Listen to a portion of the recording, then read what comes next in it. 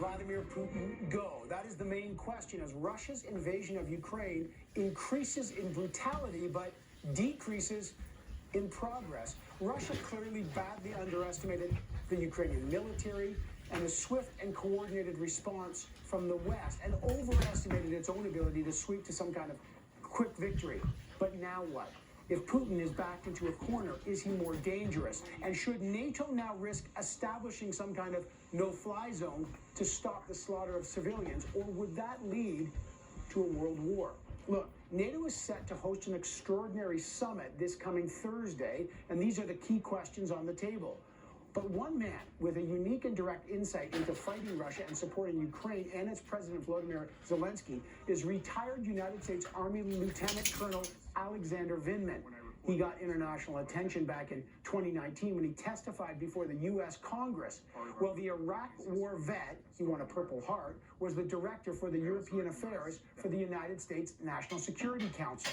Vindman, of course, was in the room for President Trump's infamous phone call to President Zelensky, in which Trump pressured Zelensky to open an investigation into Democratic presidential candidate Joe Biden in exchange for military aid. It was Vindman's testimony that helped lead to Donald Trump's impeachment.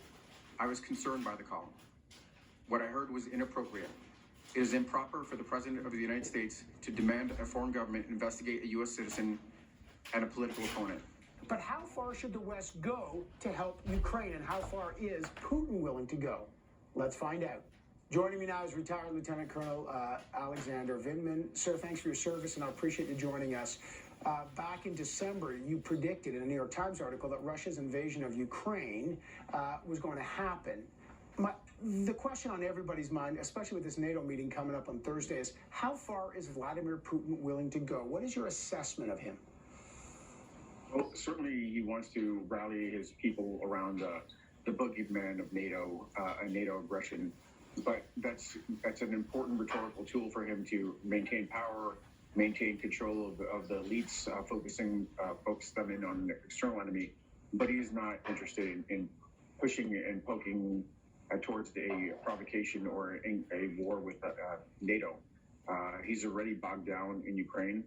His forces are facing significant challenges on the battlefield. Facing a much more capable and powerful NATO is not something that he's interested in doing right now. Well, if that's the case, why is there a red line on a no-fly zone? President Zelensky, as you know, and you know him well, continues to plead for a NATO-enforced no-fly zone, even for humanitarian corridors. If Putin is just using rhetoric, why is NATO so fearful of doing that to protect lives?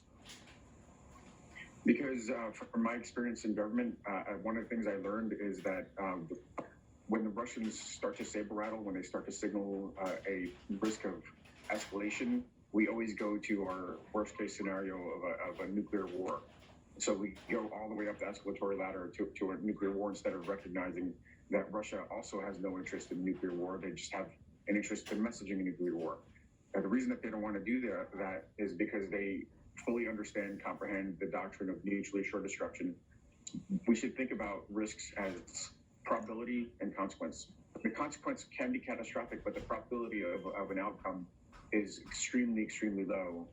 So we should be making our decisions based on that basis. So are you saying it's worth the risk to establish a no-fly zone?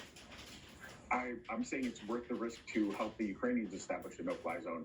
I fear that we very well may get to the point where NATO is compelled by the population, by our leaders, based on the brutality on the ground, to act.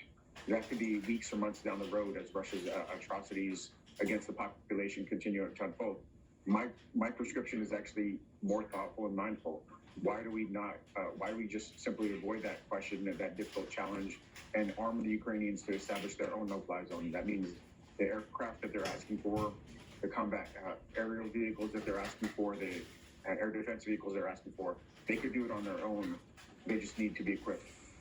Sir, you cite the doctrine of mutually assured destruction, which has been sort of the Cold War doctrine. That is kind of predicated on two rational actors. You kill us, we'll kill you. That's your kind of defense. Right. There's a lot of questions whether Vladimir Putin is a rational actor at this point. What's your assessment?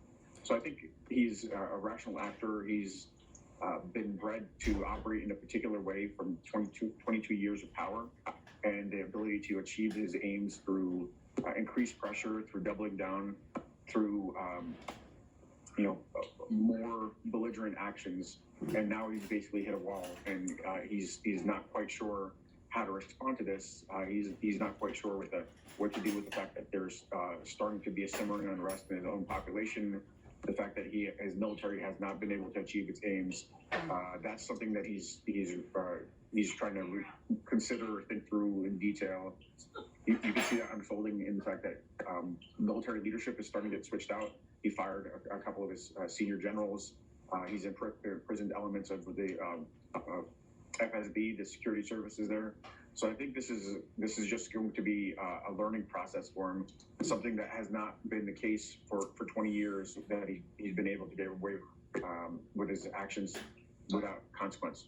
When you were working in the Trump during the Trump administration, Donald Trump said NATO is irrelevant. And I know he reluctantly ended up giving weapons to Ukraine, but after first that fateful phone call that you spoke about. Tell me about, did that weaken the NATO alliance, and did that in any way encourage this Russian invasion? To me, there's no question that there's a straight line, a logic link between the events, between the Russian scandal and today. Certainly, President Trump undermined the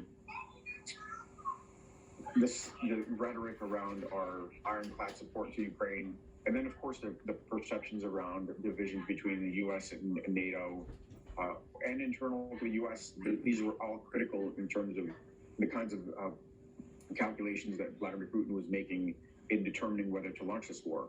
And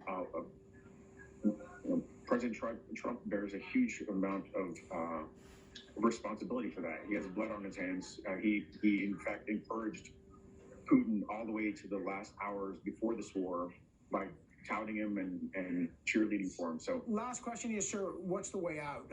There's peace talks. No one knows if they're shams or not.